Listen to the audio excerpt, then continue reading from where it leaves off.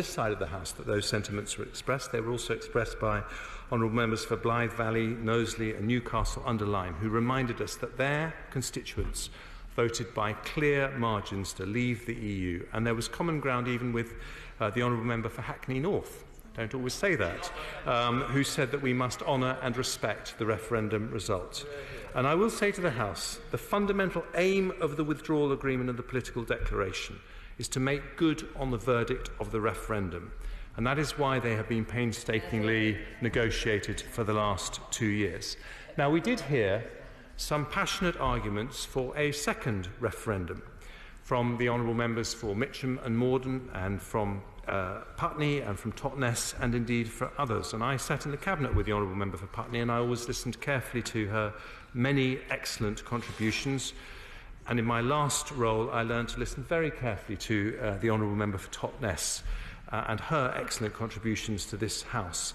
But I found myself on this rare occasion agreeing more with comments such as those from the honourable member for Blythe Valley, who said that his constituents would ask if we had a second referendum, why we didn't then have a third referendum or a fourth referendum. And they would do that for a simple reason, which is that if we did have another referendum, and let's say the result was reversed, and 48% of the country voted second time round to leave and 52% voted to remain. In that situation, there would be 48% of the country who had voted 2 times in a row to leave the EU, and they would be incredibly angry. And that is why my right honourable friend, the member for Sevenoaks, was right in saying that a second referendum would not settle this issue. Yes, I'll give way to the honourable lady.